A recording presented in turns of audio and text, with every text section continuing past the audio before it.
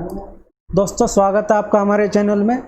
आज हम आपको जो है इसका दूसरा चैप्टर पढ़ाएंगे जो हमने प्रीलिम्स की हमारी जो प्रैक्टिस सीरीज़ है, ठीक है। आज उसका दूसरा चैप्टर है, ठीक है। आज स्टार्ट करते हैं।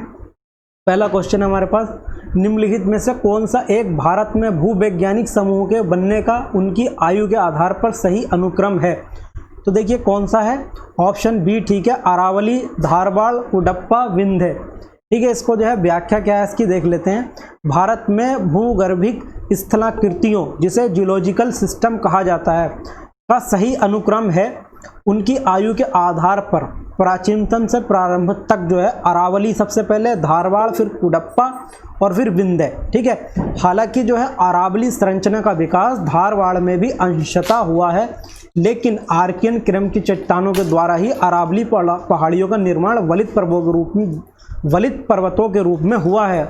अरावली पर्वत विश्व का सबसे प्राचीनतम वलित पर्वत में से एक है। अरावली, धारवाड़, कुडप्पा एवं विंध्य संरचना का संबंध प्री कैम्ब्रियन महाकल्प से है, ठीक है। अगले क्वेश्चन की तरफ चलते हैं। नीचे दिए गए कथनों को ध्यानपूर्वक पढ़िए। भारतीय प्लेट गोंडवाना प्लेट से अलग होने के बाद दक्षिण की ओर प्रभावित हुई है। भारतीय प्लेट और यूरेशियन प्लेट की टक्कर के परिणाम स्वरूप हिमालय पर्वत का विकास हुआ है। तो देखिए इसका जो है ऑप्शन बी, ठीक है, केवल 2। क्यों? देखिए क्या है कि जो गोंडवाना था, जो हमारा गोंडवाना से जो भारतीय प्लेट है वो टूटकर इस साइड में गई है, तभी तो यूरेशियन से मिली है। तो हाँ, आपने देखा होगा कि जो यूरेशिया होता है उसी के यहाँ पर है ये हमारा भारत, ठीक है। ये इसकी लोकेशन है लगभग, ठीक है, ये लगभग इसकी यहाँ कहीं लोकेशन है। तो देखिए ये जब इधर को चला तो ये तो उत्तरी भाग है ना, जबकि इसमें कहा है दक्षिण भाग की ओर, तो ये तो ऑप्शन गलत है हमारा, ठीक है। दक्षिण की ओर चलता तो फिर ये नीचे की ओर चलता, ठीक है। गोंडवाना भाग, सपोज ये गोंडवाना भाग है एग्जाम्पल के तौर पे, ठीक है, ये हमारा भारत है, तो ये इस इधर यूरेशिया में इधर गया ना, तो यूरेशियन में गया। दूसरा वाला बात यह है कि भारतीय प्लेट और यूरेशियन प्लेट की टक्कर के परिणाम स्वरूप हिमालय पर्वत का विकास हुआ, हाँ ये ठीक है।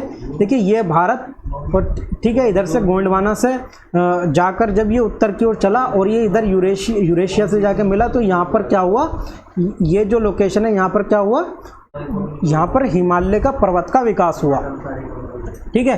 तो देख लेते हैं इसकी व्याख्या। इसकी व्याख्या है केवल 2 सत्य है, ठीक है। भारतीय प्रायद्वीप भाग सबसे प्राचीन भूभाग गोंडवाना भूमि का हिस्सा था, ठीक है, ये गोंडवाना का हिस्सा था। गोंडवाना भूभाग के विशाल क्षेत्र में भारत, ऑस्ट्रेलिया, दक्षिण अफ्रीका, दक्षिण अमेरिका तथा आर्कटिक के क्षेत्र शामिल थे, ठीक है। उसके बाद संबंधीय धाराओं ने भूपट्टी को अनेक टुकड़ों में विभाजित कर दिया और इस प्रकार भारत ऑस्ट्रेलिया की प्लेट गोंडवाना भूमि से अलग होने के बाद उत्तर दिशा की ओर प्रवाहित होने लगी। उत्तर दिशा की ओर प्रवाह के परिणाम स्वरूप भारतीय प्लेट अपने से अधिक विशाल प्लेट यूरेशियन प्लेट से टकराई। इस टकराव के कारण इन दोनों प्लेटों के बीच स्थित ये जो टैथिस था, ये भू अभिन्नति के अवसादी चट्टान वलित होकर हिमालय पर्वतीय श्रृंखला के रूप में विकसित हो गए, ठीक है। तो मैंने जैसा आपको बता ही दिया है कि गोंडवाना से निकल के ये उत्तर की ओर चढ़ा और यूरेशिया से टकराया तो हिमालय पर्वत का निर्माण हुआ। तो ऑप्शन ठीक है। गोंडवाना भूमि प्राचीन विशाल महाद्वीप पेंजिया का दक्षिणतम भाग था।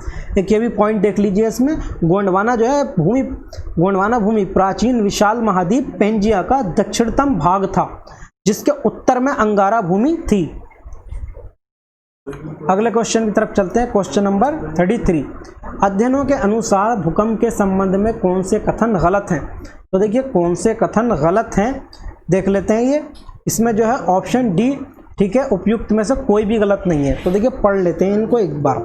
भारतीय प्लेट कम से कम 1 सेंटीमीटर प्रतिवर्ष खिसक रही है, ये बात बिल्कुल ठीक है। प्रतिवर्ष जो होती है भारतीय प्लेट जो है प्रतिवर्ष 1 सेंटीमीटर खिसक रही है। ये उत्तर दिशा में खिसक रही है, हाँ ये उत्तर दिशा में खिसक रही है। मैंने बताया आपको गोंडवाना से ये उत्तर दिशा में ही चला था। प्लेट की ये गति उत्तर से यूरेशियन प्लेट के द्वारा लगातार अवरुद्ध हुई है और इसके परिणामस्वरूप ऊर्जा का संचय हुआ, हाँ ये भी ठीक है। इस प्रकार उत्पन्न दबाव के कारण बंधन टूटते हैं और अचानक ऊर्जा मुक्त होने के कारण भूकंप आता है, ये भी ठीक है, ठीक है। तो उपयुक्त चारों कथन ठीक है। अगले क्वेश्चन की तरफ चलते हैं। क्वेश्चन नंबर 4, प्रायद्वीपीय पठार से संदर्भित पहलुओं के आलोक में निम्नलिखित में से कौन से कथन सही हैं? तो देखिए, प्रायद्वीप पठार से संदर्भित सामयिक पहलू यह है कि प्रायद्वीप क्षेत्र कैम्ब्रियन काल से ही पृथ्वी की भूपट्टी का महाद्वीपीय भाग रहा है। ये बिल्कुल ठीक है कि जो सामयिक पहलू यह है कि प्रायद्वीप क्षेत्र कैम्ब्रियन काल से ही पृथ्वी की भूपट्टी का महाद्वीपीय भाग रहा है। हाँ, ये बात बिल्कुल ठीक है। दूसरा ऑप्शन, नदी संबंध पहलू यह है कि इस क्षेत्र में अधिकांश नदियों ने अपने अपरदन का आधार तल प्राप्त कर लिया है। तो देखिए, ये बात भी बिल्कुल ठीक है। नदी संबंध पहलू यह है कि इस क्षेत्र में अधिकांश नदियों ने अपने अपरदन का आधार तल प्राप्त कर लिया। हाँ, इसने अपरदन आधार जो है प्राप्त कर लिया। ऑप्शन 3, प्रायद्वीपीय क्षेत्र में प्री कैम्ब्रियन चट्टानों का स्थायी जमाव है। हाँ, ये भी ठीक है। तो इसका जो पहला ऑप्शन ठीक होगा। अगले क्वेश्चन की तरफ चलते हैं। हिमालय के संबंध में निम्नलिखित में से कौन से कथन सही है? तो देखिए,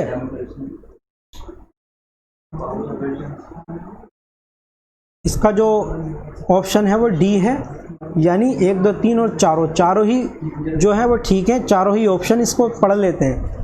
उत्तर में यूरेशियन प्लेट और भारतीय प्लेट गोंडवाना के अभिसरण के क्रम में टेथिस, देखिए टेथिस मैंने बताया था आपको, टेथिस जियोसिंक्लाइन के अवसादों में मोड़ उत्पन्न हुआ और इस प्रकार हिमालय का उद्भव हुआ। हाँ, ये ठीक है। सिंधु सांगपो फ्यूचर जोन भारतीय प्लेट और यूरेशियन प्लेट के बीच की सीमा है। हाँ, बिल्कुल ठीक है। ये जो है चीन है और ये भारत है। देखिए, ये जो है भारत और यूरेशिया, तो दोनों के बीच की क्या है, ये सीमा है। बिल्कुल ठीक है ये बात। अगले क्वेश्चन, अगला जो विकल्प है, तिब्बत पठार का उभार सिंधु सांगपो फ्यूचर जोन के पर्वतीय के अंधक्षेपण के कारण हुआ है।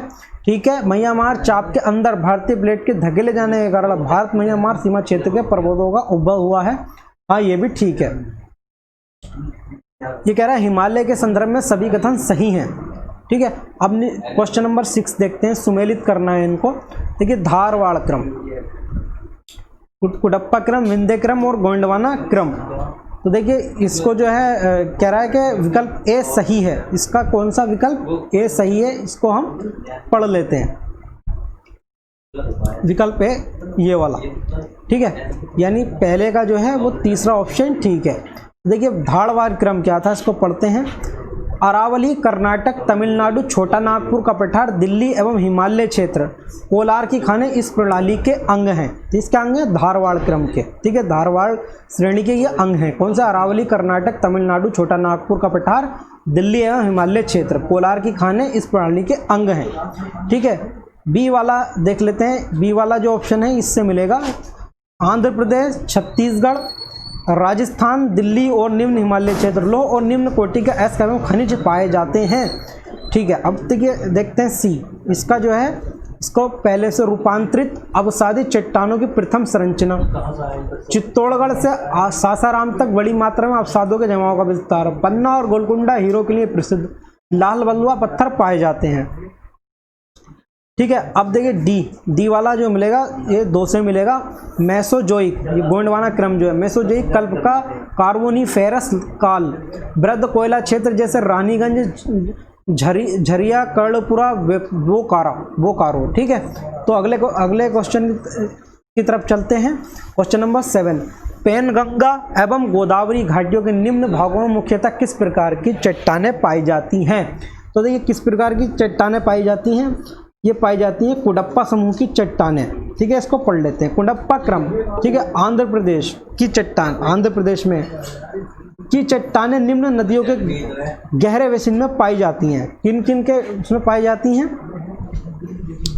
देखिए, पेनगंगा व गोदावरी घाटियों के निम्नवर्ती भागों में, ओडिशा की तलचर श्रेणी तथा नर्मदा एवं सोन के ऊपरी हिस्से में, अरावली श्रेणी के पश्चिम में। ठीक है। अगले क्वेश्चन की तरफ चलते हैं। निम्नलिखित कथनों पर विचार करना है। भारतीय प्रायद्वीप गोंडवाना भूमि का एक हिस्सा था। भारतीय प्रायद्वीप गोंडवाना भूमि का एक हिस्सा था। हाँ, ठीक, ये हमने बताया था आपको, एक हिस्सा था। हिमालय का निर्माण पूर्ववर्ती टेथिस सागर की अभिनीत में हुआ है। तो देखिए, ये वाला ऑप्शन भी ठीक है, टेथिस सागर की अभिनीत में हुआ है। ठीक है। इसकी व्याख्या पढ़ लेते हैं। ठीक है। इसका ऑप्शन सी ठीक है, 1 और 2 दोनों। व्याख्या हम इसकी पढ़ लेते हैं, ठीक है। भूवैज्ञानिकों ने साक्ष्यों पर आधारित कुछ सिद्धांतों की सहायता से स्थलाकृतिक विशेषताओं के निर्माण की व्याख्या करने का प्रयास किया है। ऐसा है कि एक मान्य सिद्धांत प्लेट विवर्तनी का सिद्धांत है। इस सिद्धांत के अनुसार पृथ्वी की भूपट्टी यानी जो ऊपरी भाग है का निर्माण 7 बड़ी और कुछ छोटी प्लेटों से हुआ है। सबसे पुराना भूभाग यानी प्रायद्वीप भाग गोंडवाना भूमि का एक हिस्सा था, ठीक है। सबसे पुराना जो भूभाग था वो गोंडवाना भूमि का क्या था, एक हिस्सा था। गोंडवाना भूमि में भारत, ऑस्ट्रेलिया, दक्षिण अफ्रीका, ठीक है, भारत, ऑस्ट्रेलिया, दक्षिण अफ्रीका, दक्षिण अमेरिका और अंटार्कटिका एक ही भूमि खंड के रूप में शामिल थे। तो कथन 1 सही है। अब देखिए क्या करें, संवहनीय धाराओं ने भूपट्टी को कई टुकड़ों में विभाजित कर दिया। इस प्रकार गोंडवाना भूमि से इंडो ऑस्ट्रेलियन प्लेट के अलग होने के बाद इसका गमन उत्तर की ओर हुआ। तो देखिए ये उत्तर की ओर गमन के परिणाम स्वरूप इस प्लेट का टकराव अपेक्षाकृत बड़ी यूरेशियन प्लेट से हुआ। इस टकराव के कारण टेथिस, जो कि तत्कालीन टेथिस सागर का क्षेत्र था, के रूप में ज्ञात भूसन्नति में जमा अवसादी चट्टानें वलित हो गई, जिससे पश्चिमी एशिया और हिमालय की पर्वतीय प्रणाली का निर्माण हुआ। तो कथन 2 सही है। अब देखिए जियो सिंक्लाइन अथवा भूसन्नति पृथ्वी की भूपट्टी के अवतलन या अवसाद का रैखिक गर्त है, जिसके भीतर भारी मात्रा में अवसादों का संचय होता है। अब देखिए क्वेश्चन नंबर 9, निम्नलिखित में से क्या ये सिद्ध करता है कि हिमालय अभी भी उत्थान की स्थिति में है। तो देखिए क्या चीज़ सिद्ध करती है, जीवाश्म निर्माण, भूकंप, हिमालय नदियाँ, ये सूखी झीलें। तो देखिए 1, 2, 3 और 4 चारों ही कथन ये सिद्ध करते हैं। इसकी व्याख्या पढ़ लेते हैं। हिमालय की पर्वत श्रृंखला स्थिर नहीं है, ठीक है, हिमालय की जो पर्वत श्रृंखला स्थिर नहीं है और ये अभी भी उत्थान की स्थिति में है। हिमालय में उत्थान को प्रमाणित करने के लिए कई प्रमाण दिए जा सकते हैं जो निम्नलिखित हैं। शिवालिक पहाड़ियों में पाए जाने वाले जीवाश्म निर्माण तिब्बती पठार में पाए जाते हैं। ये दर्शाता है कि अतीत में तिब्बत की जलवायु शिवालिक पहाड़ियों की जलवायु के समान थी। इसका तात्पर्य यह है कि तिब्बत की ऊंचाई वर्तमान शिवालिक पहाड़ियों के समान थी। दूसरा, तिब्बत पठार की झीलें सूख गई हैं। इन झीलों के आसपास की रेत व बजरी उच्च स्तर पर है, जो जल स्तर से 60 से 100 मीटर ऊपर है। ये तभी संभव है जब क्षेत्र की उत्थान हो, ठीक है, क्षेत्र का उत्थान हो, ये चीज़ तभी संभव है। हिमालय क्षेत्र में निरंतर भूकंप की घटनाओं से ज्ञात होता है कि इस क्षेत्र में आइसोस्टेटिक संतुलन प्राप्त नहीं हुआ और ये अभी भी बढ़ रहा है। हिमालय की नदियां अभी भी अपनी युवावस्था में हैं, जो हिमालय की ऊंचाई में वृद्धि का संकेत देती हैं। अतः विकल्प डी सही है। दोस्तों प्लीज़ हमारा चैनल सब्सक्राइब करें, ठीक है, और आने वाली वीडियो के लिए नोटिफिकेशन दबाएं। बहुत बहुत धन्यवाद।